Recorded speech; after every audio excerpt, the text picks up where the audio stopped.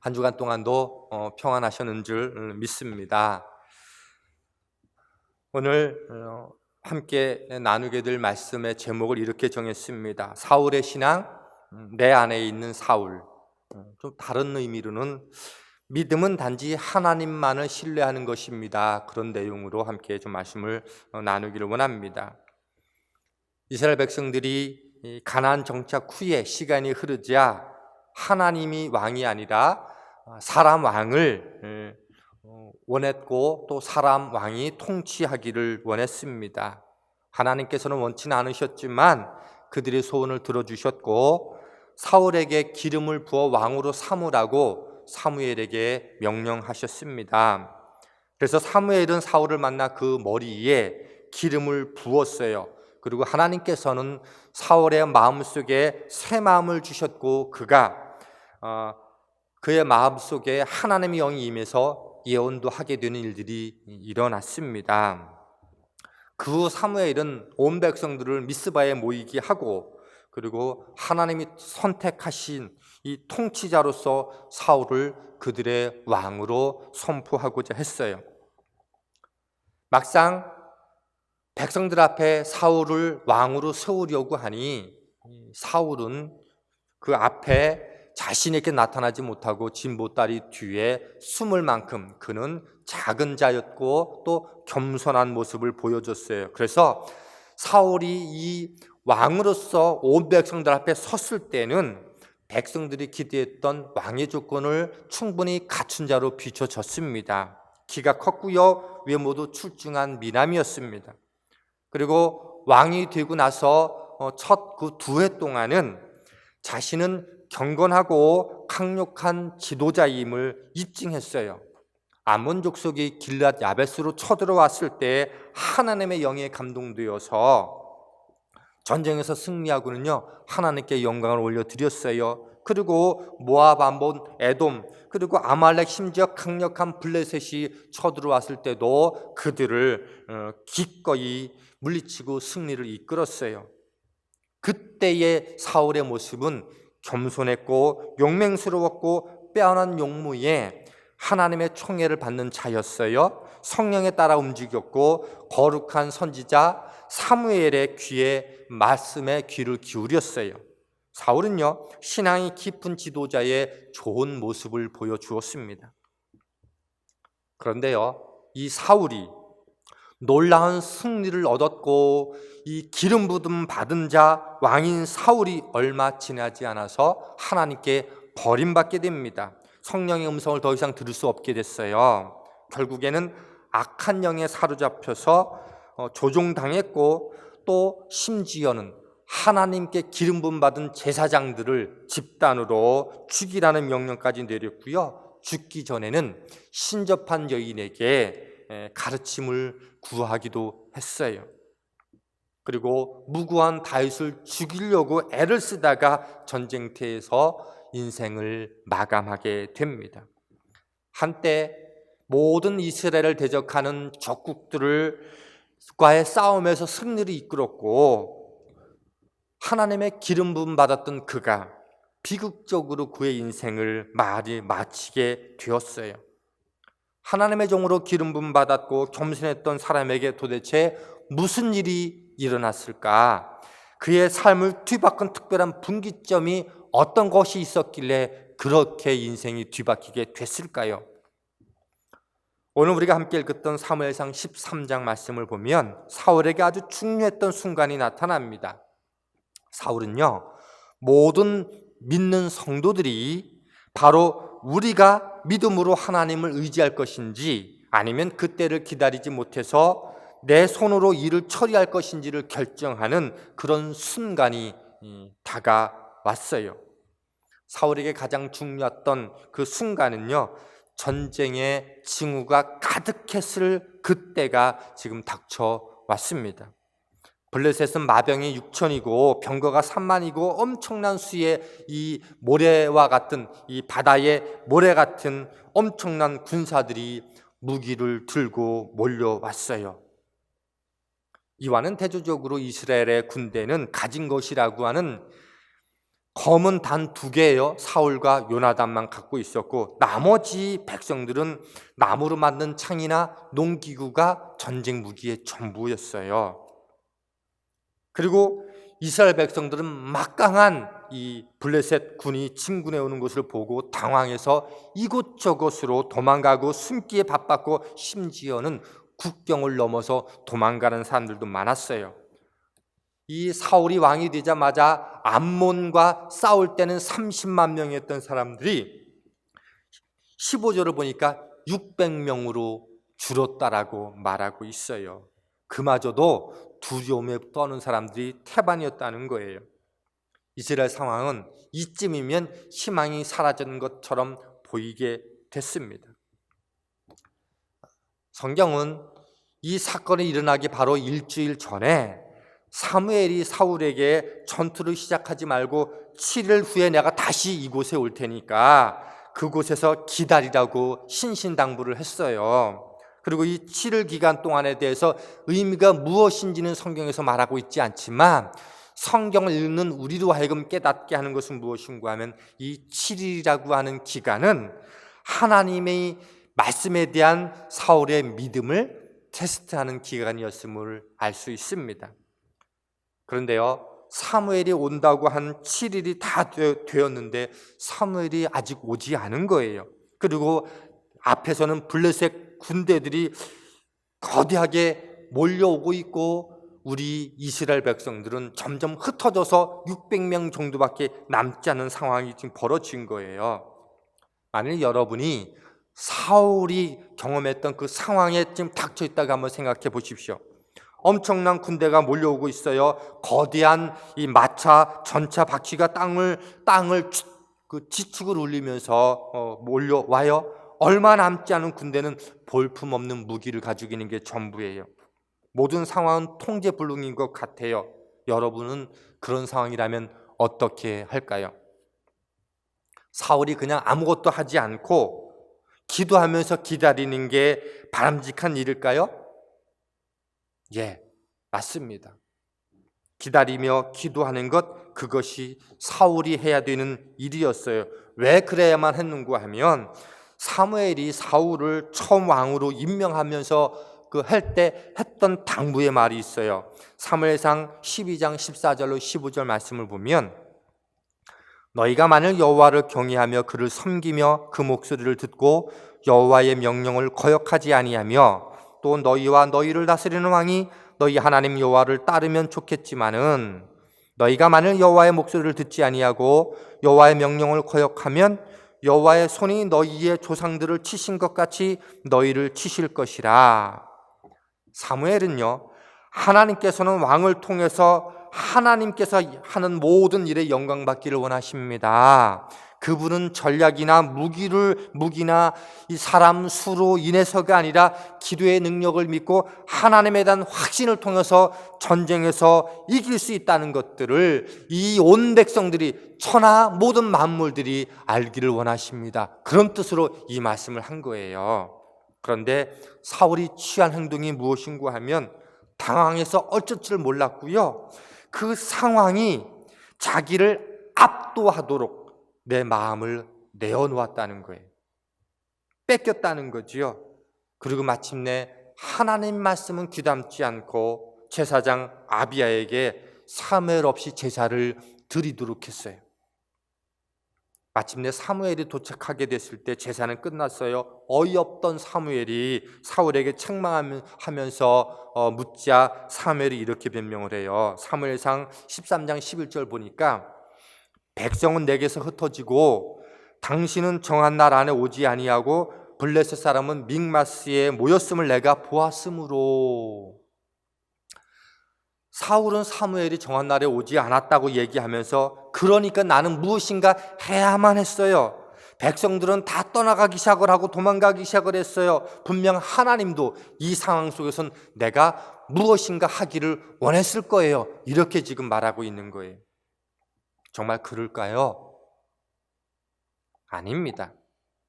하나님은요, 절대로 늦으시는 법이 없으세요.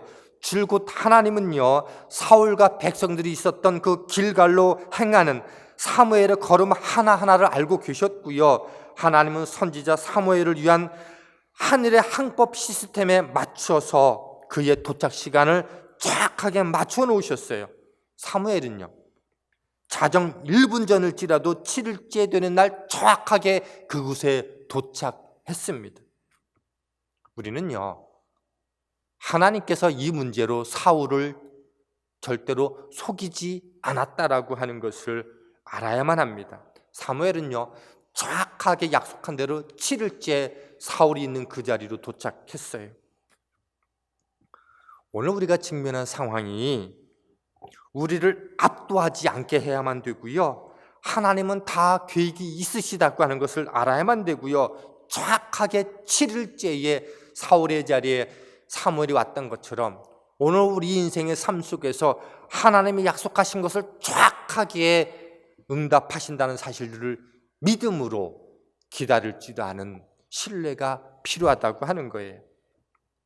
결국 사무엘은요, 사울이 망령되이 행하여 하나님 말씀을 지키지 아니했기 때문에 사울 왕의 자리가 길지 않고 하나님 마음에 맞는 사람을 구하여 지도자로 삼을 것이라고 13장 13절 14절에서 말합니다. 얼핏 사울의 불순종에 대한 하나님의 반응이 좀 가혹해 보이지 않습니까? 하나님은 왜 사울에게 조금의 여유도 주시지 않으셨을까? 왜 조금의 기회도 허락하지 않으셨을까? 그는 정말 어쩔 수 없는 상황이 있는 것처럼 보이지 않습니까? 그럼에도 불구하고 여기에서 사울의 순종이 그렇게 중요한 이유가 도대체 무엇일까요?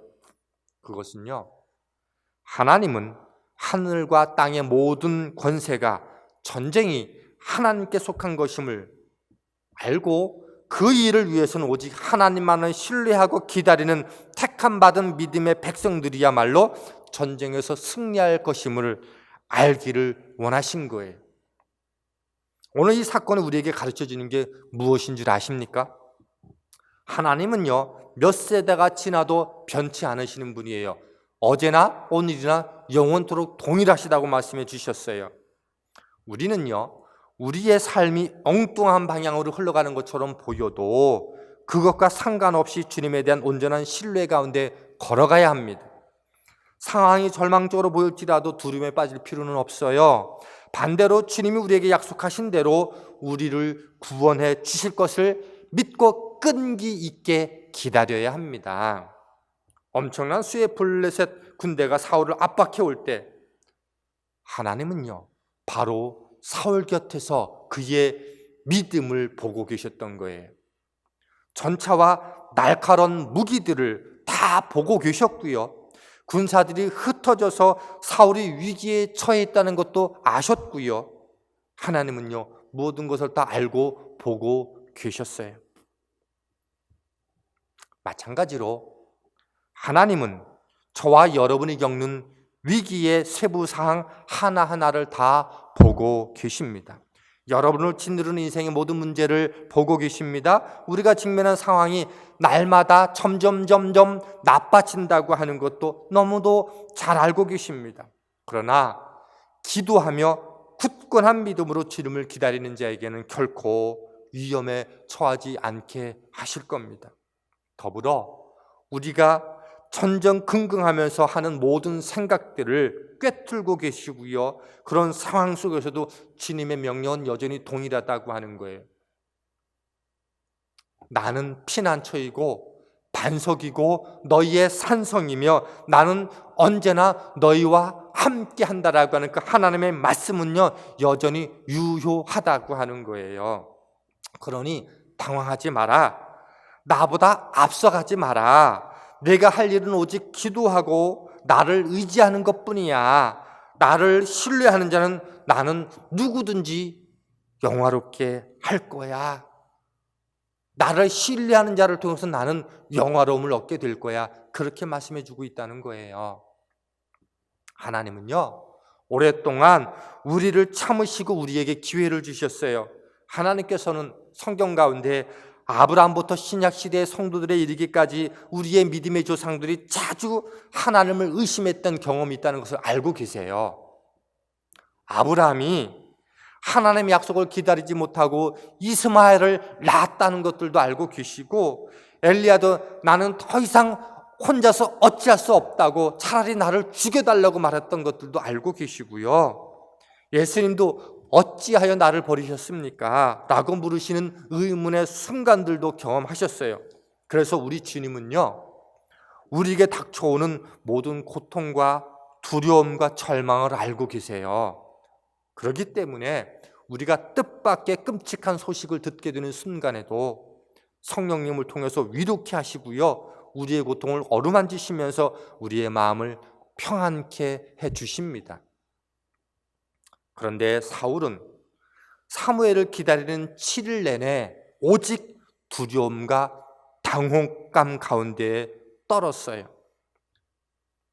근데 동시에 7일 내내 성령님은 사울에게 믿음으로 반응하기를 요구하고 계셨다는 거예요. 사울아, 상황은 절망적으로 보일지 모르지만 너희 군대보다 훨씬 많은 암몬 족속과 싸웠을 때도 너를 통해서 하나님이 구원해내시지 않았니? 지금 너는 어떻게 하려고 하니?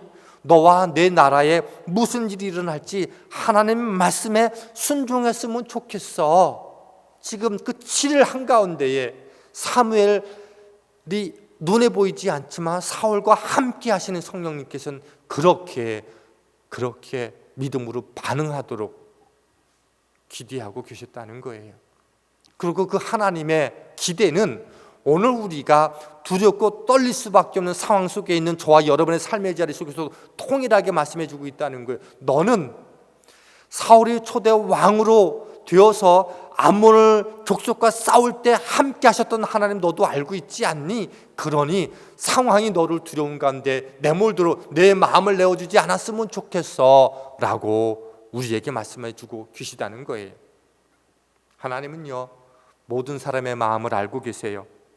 하나님은 사울이 내린 결정이 그때부터 매 삶의 순간마다 믿음의 결정이 아니라 믿음 없는 불순종의 결정을 할 것이라는 것을 알고 계셨어요.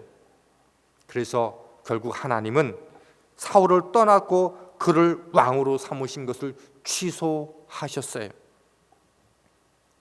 하나님은 그날부터 사울이 죽은 믿음을 드릴 것이라는 것을 너무도 잘 알고 계셨어요. 그분은 사울이 또 다른 순종 시험을 견디지 못할 것이라는 것들도 너무도 잘 알고 계셨어요. 하나님은요, 우리를 시련에서 구해낼 것임을 믿지 않고 스스로의 힘과 방법으로 그 시련과 위기와 두려움 속에서 벗어나려고 노력하면 그 결과는 뭐다? 사울이 맞았던 결과와 같은 그 참혹한 결과를 맞을 수도 있음을 우리에게 경고처럼 보여주시는 메시지입니다. 그리고 사울의 삶은요, 이것을 분명히 말씀해 주고 있어요. 사울이 문제를 자기 힘으로 해결하고자 결정했던 바로 그 순간부터 사울은 파멸의 길을 걸어가기 시작했어요. 그리고 사울의 삶은 불신앙으로 인해서 파멸로 치닫는 그 세 가지 단계를 보여주고 있는데, 저는 오늘 그 이야기를 좀 짤막하게 하면서 오늘 말씀을 좀 정리해 보고자 합니다. 첫 번째, 사울은요, 그의 불신앙의 신앙이 첫 번째 어떤 단계로 만들어졌는가 하면 가장 극악한 율법주의자가 되게 했다는 거예요. 사울이 그가 하나님 앞에 불순종하며 죄를 지은 후에 그 영혼은요, 강팍하고 율법적으로 변해갔어요. 이런 율법적인 영으로 인해서 그는 그 사랑하는 아들 요나단을 죽일 뻔하기도 했어요. 요나단과 그의 병기든 자가 블레셋 기지에 기습 공격하게 됐어요. 그러자 그 기습 공격으로 해서 엄청나게 혼란이 빠지게 되었고요. 블레셋 군들은 서로를 죽이는 그런 아주 아우성 같은 일들이 일어났어요. 그리고 그 상황을 보고받은 사울은 온 백성들과 함께 그 블레셋을 총 공격을 해요. 그리고 그날이 다 지나갈 무렵에 이스라엘 백성들은 너무도 피곤한 나머지 쓰러지기 직전이었어요. 그때 사울이 어떻게 얘기를 하는가 하면, 이 전쟁을 좀 끝내고 싶어가지고 욕심 때문에 이 백성들이, 군사들이 피곤해 지쳐서 쓰러지기 직전인 것은 아랑곳하지 않고 이 전쟁이 끝나기 전까지는 음식을 먹지 못하게 했어요. 그리고 음식을 먹으면 누구든지 저주를 받을 거라고 얘기했어요. 그래서 백성들은 그 저주 선포 때문에 먹지도 못했어요. 그런데 아들 요나단은 그 왕의 명령을 듣지를 못했어요. 그래서 숲으로 이 백성들과 함께 들어가는데 그곳에서 이 꿀이 있는 것을 발견하고는 꿀을 먹고 원기를 회복하기를 원했고 그렇게 일을 진행했어요. 그리고 그날 밤에 사울은 몹시 피곤한 백성들을 살피는 대신 전투를 승리하기 위해서 전 군대로 하여금 밤에 잠자지 못하고 밤새도록 깨어 있도록 그렇게 말했어요. 그러니까 제사장들이 그래도 이거는 하나님께 먼저 물어봐야 되는 것 아닙니까? 라고 했어요. 그래서 제사를 드렸는데 하나님이 어떤 말씀으로도 응답을 하지 않는 거예요. 그러니 사울이 취한 태도인가 뭐인가 하면 이거는 우리 중에 누군가가 죄를 지은 사람이 있기 때문에 하나님 응답하시는 게 아니야. 그리고 죄를 밝히겠다. 그리고 제비를 뽑아요. 그랬더니 맨 나중에 사울과 요나단만 남는 거예요. 근데 뭐라는 줄 아세요? 나는 죄 지은 게 없으니까 분명히 이것은 내 아들이 죄를 지은 걸 거야. 그리고 요나단마저 죽이려고 해요. 만일 하나님께서 백성들을 통해서 개입하지 않으셨다면요, 자기의 옳음만 주장하고 다른 사람은 자기 명령만 강력하게 요구한 율법주의자가 되어서 자신의 자식조차 죽이는 상황까지 가게 되더라고 하는 거예요. 내가 불순종하니까, 내가 하나님을 신뢰하지 않으니까 내가 가지고 있는 삶의 테두리가 다른 사람을 올가매고 옥죄이는 것들로 변질되더라는 거예요. 그게 율법주의의 또 하나의 모습이라고 하는 거예요. 우리가 더 이상 하나님의 역사를 신뢰하지 않고 기다리지 않으면서 하나님의 언약의 진실에서 멀어지게 되면은요, 우리들은 이렇게 사울과 같이 율법주의자가 되어지고 나는 옳고 다른 사람은 실수하고 잘못한 거야. 그리고 다른 사람들을 꼼짝 못하게 만들어가는 방식들로 인생이 바뀌어져 가게 되더라고 하는 거예요. 두 번째로 하나님과 불순종을 통해서 나타나는 두 번째 단계는 영적 분별력을 잃게 되더라고 하는 거예요. 사울은요, 모든 영적 분별력을 잃었어요. 그도 한때는 하나님의 사람이었어요. 그런데 이제 그의 눈에는요, 차고 넘치는 죄도 보이지 않게 됐어요. 사무엘이 사울에게 아말렉과의 전쟁에서 그들을 치고 가족과 기르는 가축을 비롯해서 모든 소유를 남기지 말고 다 진멸하라고 명령했어요. 그러나 전쟁이 끝났을 때 사울은요, 아각 왕을 살려둬서 왜?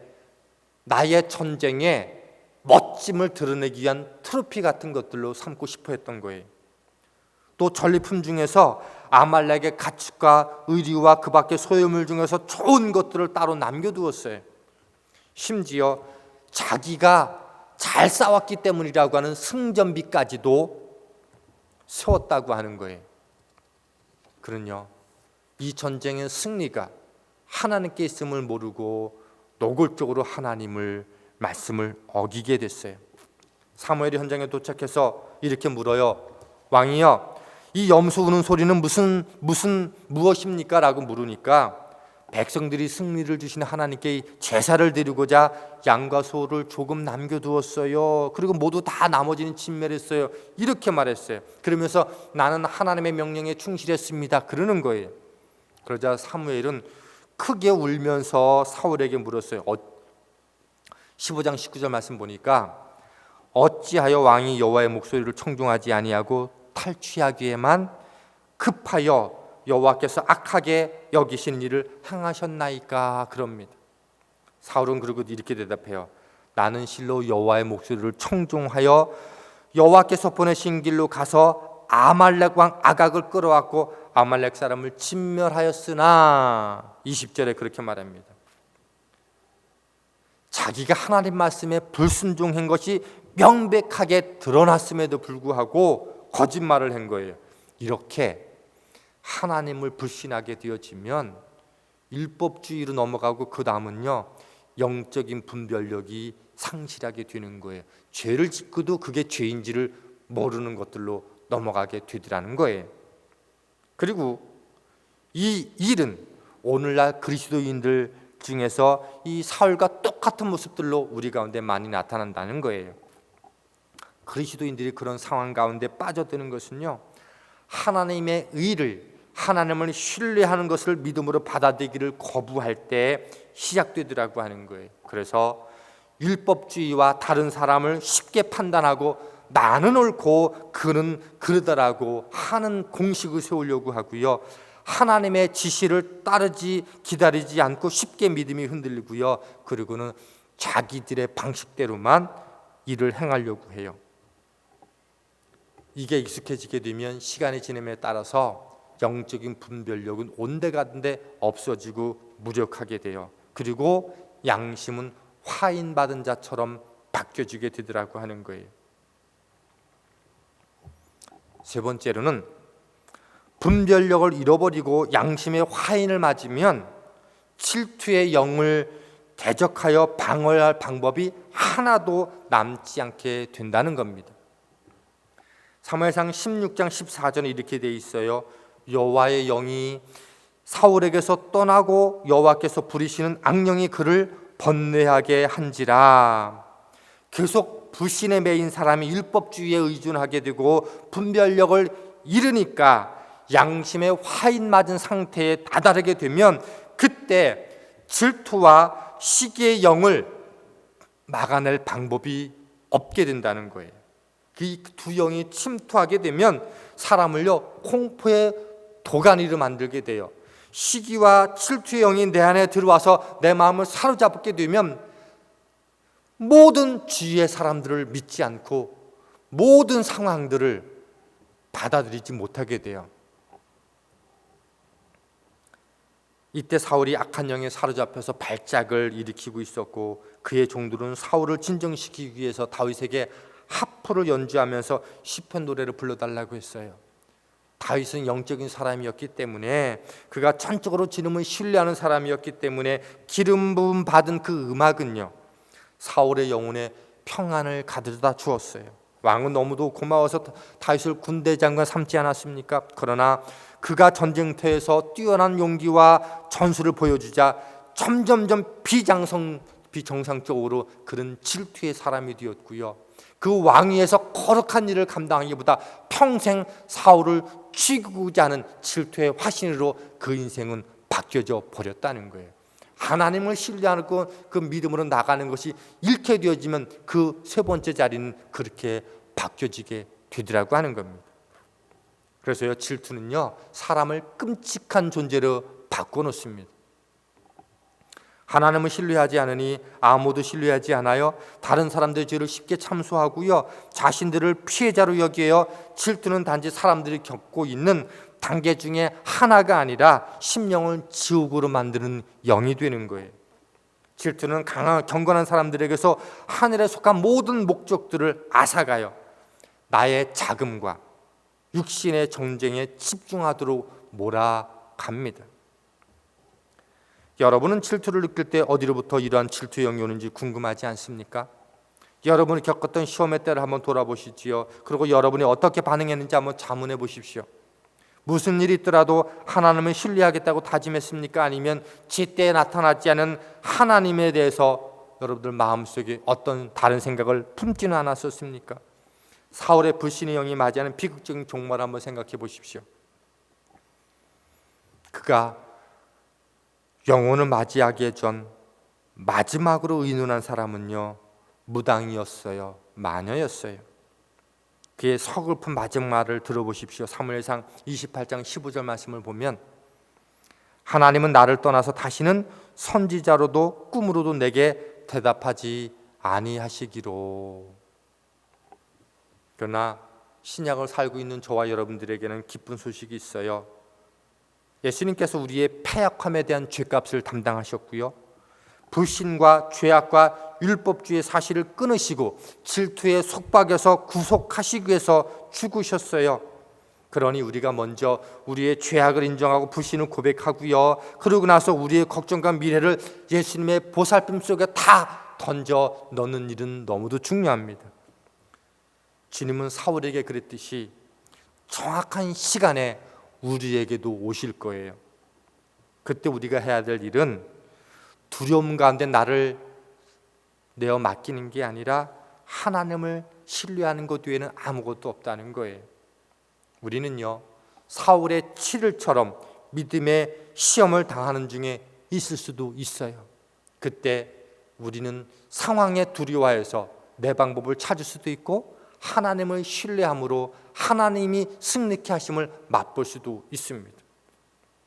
그러니 사랑하는 성도 여러분, 아무리 상황이 절박하게 보일다 할지라도 굳건히 믿음을 지키시고 주님을 믿는 모든 자들을 존귀케 하시는 하나님의 은혜를 기대하시고 그 믿음 앞에 확신하게 되기를 부탁드립니다.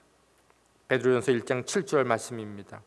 너희의 믿음이 시련이 불로 연단하여도 없어질 금보다 더 귀하여 예수 그리스도에 나타나실 때에 칭찬과 영광과 존귀를 얻게 하려 함이라. 기도하겠습니다. 하나님, 사울이 대적 앞에서 불안과 두려움에 자신을 떨며 맡긴 것이 아니라 믿음으로 반응하기를 원하셨던 하나님의 기대가 오늘 우리를 향한 하나님의 말씀으로 받기를 원합니다. 어렵고 힘든 이때에 우리로 하여금 하나님을 신뢰하고 내가 그 어려운 때도 너희를 지켜주었지 않니? 그렇게 나를 믿어다오 라고 말씀하시는 하나님의 음성을 듣고 어려운 때를 믿음의 사람답게 살아갈 수 있는 저희들 되게 도와주셔서 사울의 불신앙이 내 안에 있는 사울로 자리하지 않도록 믿음으로 축복하여 주시옵소서. 예수님 이름으로 감사하며 기도하였습니다. 아멘.